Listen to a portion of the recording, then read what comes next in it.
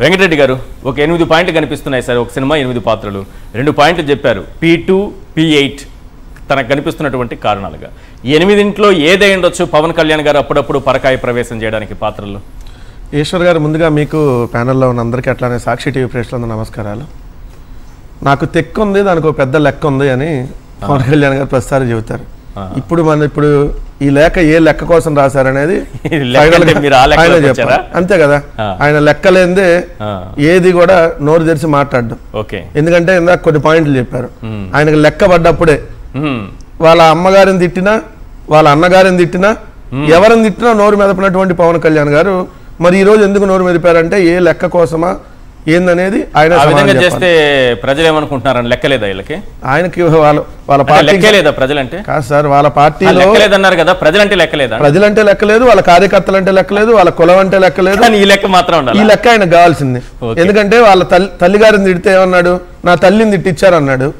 తర్వాత ఏమైంది, నిన్ను అలగా సంకర జాతి అని బాలకృష్ణ నిన్ను నీ పార్టీ వాళ్ళంటే సారీ మీరు కనీసం బాలకృష్ణ గారిని ఇప్పటి వరకు ఒక మాట అనకపోగా బాలకృష్ణ గారిని నేను సారు అని పిలుస్తానని చెప్పి ఇదే పవన్ కళ్యాణ్ అన్నాడు కదా. మొన్న అసెంబ్లీ సాక్షిగా మీ అన్నని, మీ పార్టీకి సంబంధించినటువంటి మంత్రిని కందులు దుర్గేష్ని ఏదైతే అసెంబ్లీ సాక్షిగా మాట్లాడితే నోరు మెదిపారా? ఈ రాష్ట్రంలో 15 నెలల క్రితం ఏదైతే నంద్యాల జిల్లా మచ్చుమరిలో 9 ఏళ్ల బాలిక అత్యాచారం చేయబడి హత్య చేస్తే ఇప్పటికీ శవం దొరకలేదు సార్. ఇది భారతదేశంలో బహుశా ఇలాంటి సంఘటన ఎప్పుడూ జరగల. స్వాతంత్రం వచ్చిన తర్వాత ఒక అమ్మాయి శవాన్ని 15 నెలలైనా కూడా ఎతకలేనటువంటి ప్రభుత్వంగా చరిత్రకు ఎక్కింది. మరి ఆ రోజు నోటు మాట్లాడాల. ఇతర శాఖ అటవీ శాఖ ఇతని కిందే వస్తుంది. అటవీ శాఖకు సంబంధించినటువంటి అధికారుల మీద ఇదే Telugu Desam party MLA Budda Rajasekhara Reddy Srisailam MLA దాడి చేస్తే ఎక్కడా ఇతను నోరు మెదపల.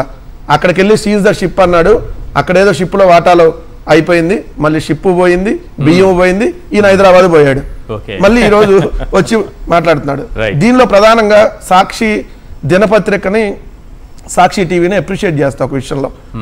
11 ఆగస్టు 2024 అంటే ఏడాది క్రితం ఒక ఆర్టికల్ వేశారు సాక్షిలో. జోకర్ బ్రోకర్ ఏదైతే సర్కారు ఇదని, ఇది సంవత్సరం క్రితం మీరు చూస్తే బ్రోకర్ జోకర్ సర్కారే అని చెప్పి ఆగస్టు 11, 2024 సాక్షిలో ఫస్ట్ పేజ్ లో ఒక పెద్ద ఆర్టికల్ వచ్చింది. ఎక్కడెక్కడ ఎంత పేకాటలకు సంబంధించి ఏడాది క్రితం సార్, మళ్ళీ అది వ్యక్తులను అనుకుంటారు, ఏడాది క్రితం జోకర్ బ్రోకర్ సర్కార్ అని చెప్పి ఒకటేసి దాంట్లో క్లియర్ గా ఎక్కడెక్కడ జరుగుతున్న వివరాలతో వేసి ఇది ఎంత పెద్ద దందానో వేశారు. రోజుకు 500 కోట్లు సోమవారం నుంచి శుక్రవారం వరకు జోదానికి ఏదైతే ప్రజల దగ్గర నుంచి వీళ్ళు దోచుకుంటుంది. శని ఆదివారాలు వస్తే రోజుకు 1200, ఒక్క వారానికి 3900 కోట్ల జోదం ఆంధ్రప్రదేశ్ రాష్ట్రంలో నడుస్తుంది. వారానికి 3900 కోట్లు అంటే నెలకొచ్చి 15600 కోట్లు. ఈ 16 నెలల్లో 2,49,600 కోట్లు అంటే 2.5 లక్షల కోట్ల రూపాయల జోదం జరిగింది. అంటే ఎన్ని క్లబ్బులు పెట్టారు, ఏ విధంగా ప్రజల సొమ్ముని జోదాల రూపంలో ఇక్కడ చేసి. ఎందుకంటే జోదం అంతా బ్యాన్, ఆంధ్రప్రదేశ్ లో మాత్రం ఓపెన్, డైరెక్ట్ గా సర్కారే నిర్వహిస్తా ఉంది. ఈవెన్ కుప్పంలో చంద్రబాబు నాయుడు గారి సొంత నియోజకవర్గం కుప్పంలో రోజుకు 2 కోట్లు, రోజుకి 2 లక్షలు చొప్పున అక్కడ ముట్ట చెప్తా ఉన్నారు. రోజుకు 2 కోట్ల వ్యాపారం జరుగుతుంది. తుమ్మిందపాళ్యం మాపాక్షి మార్గం గంగన్నపల్లి చర్చి వీధిలో జోదం ఆడుతున్నారు. ఇది డైరెక్ట్ గా చిత్తూరు జిల్లా కేంద్రంలో నెల రోజులుగా పేకాట సేవరాలు. కుప్పంలో కూడా రోజుకు 2 కోట్లు చొప్పున నడుస్తుంది. ఇదే తెలుగుదేశం పార్టీకి సంబంధించి ఎలా జోదం నడుస్తా ఉంది, ఏ విధంగా వీళ్ళకి ఇవాళ ఏదైతే పవన్ కళ్యాణ్ చేసినటువంటి దాన్నే జగన్మోహన్ రెడ్డి గారు ఆల్రెడీ మనకి ప్రెస్ మీట్ లో మీరు చూస్తే అర్థమైంది సార్. ఆ నియోజకవర్గంలో పేకాట క్లబ్బులు నడిపే విషయంలో కానీ డిఐజీలు ఆధ్వర్యంలో సిఐలు డబ్బులు కలెక్ట్ చేస్తారు. వీళ్ళు ఎమ్మెల్యేలకు ఇస్తా ఉన్నారు, రివర్స్ సగం వీళ్ళకి ఇస్తా ఉన్నారు, సగం పైకి పెద్ద బాబుకు చిన్న బాబుకు తీసుకుని పోతా ఉన్నారు. అంటే జగన్మోహన్ రెడ్డి గారు క్లియర్ గా చెప్పారు ఎమ్మెల్యేలకి వాటాలు వెళ్తున్నాయి, పై స్థాయిలో కూడా వాటాలు వెళ్తున్నాయి అని.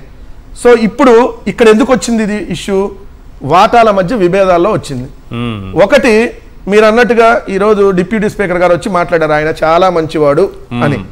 అక్కడ ఉన్నది ఎవరు MLA? Janasena party MLA, Telugu Desam నుంచి జనసేనలోకి పంపించబడ్డటువంటి ఎమ్మెల్యే. అంటే ఇప్పుడు ఎవరు వాటాల మధ్య తేడా వచ్చి పవన్ కళ్యాణ్ గారు ఈరోజు లేఖ రాశారు. మరి సంవత్సర కాలంగా ఇదే పేకాట శిబిరాలు నడుస్తుంటే రాష్ట్రం మొత్తం, మరి పవన్ కళ్యాణ్ గారికి నిజంగా తెలియదా? ఇదే భీమవరంలో 16 నెలలుగా నడుస్తుంది కదా. భీమవరం 1 టౌన్లో ఒక హాల్లో 2 టౌన్లో ఒక హాల్లో మొత్తం 3 క్లబ్బుల్లో నడుస్తుంది భీమవరం టౌన్లోనే. మరి 16 నెలలుగా నడుస్తుంటే నిన్న 16 గంటల ముందు ఎందుకు పవన్ కళ్యాణ్ గారు నోరు మెదిపారు దానికి సంబంధించి చెప్పాలి కదా. ఇదిగోండి సీఎం రమేష్ లేఖ రాశాడు, వైఎస్ఆర్ కడప జిల్లా కలెక్టర్కి లేఖ రాశాడు. అనధికారికంగా పేకాట క్లబ్బులు ఏర్పాటు చేశారు, అక్రమ ఆదాయం కోసం అడ్డదారులు లొక్కుతున్నారని చెప్పి సీఎం రమేష్ ఎంపీ కోటం ఎంపీ లేఖ రాస్తే మరి ఇప్పటి వరకు ఎందుకు చర్యలు తీసుకోలేదు. డైరెక్ట్గా ఆంధ్రజ్యోతి పత్రిక మార్కాపురం డివిజన్ పల్లెల్లోనూ మాయదారి మట్కా కూడా వచ్చేసింది. మళ్ళీ జడ్ల విప్పుతున్న జోదం, రోజుకు లక్షల్లో పందెం. మరి వాళ్ళ పత్రికలోనే జోదం ఆడుతున్నారని రాస్తున్నారు, జోద క్లబ్బులు ఏర్పాటు చేశారని రాస్తున్నారు, మట్కా అని రాశారు.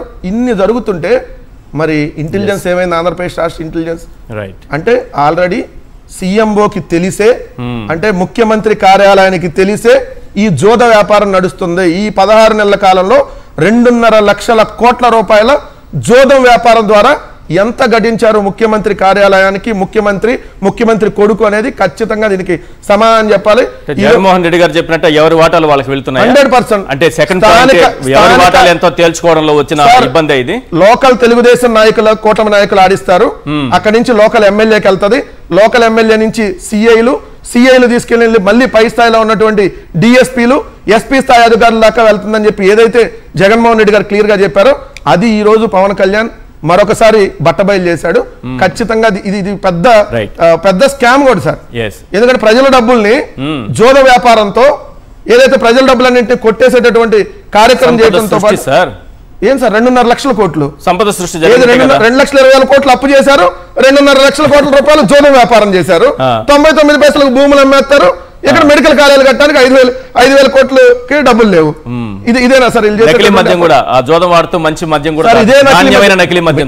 మీరు నోరు మెదపాలన్నప్పుడు పవన్ కళ్యాణ్ మీరు వేసిన అంశాలే కాదు, చాలా అంశాలు ఉన్నాయి. ఇప్పుడు నకిలీ మద్యంతో 48 కోట్ల క్వార్టర్ బాటిల్ నకిలీ మద్యాన్ని అమ్మి 5,280 కోట్ల రూపాయలు ఏదైతే ఇల్లు దానికి సంబంధించిన జరిగితే స్కాము, మరి ఎందుకు నోరు మెదపలా?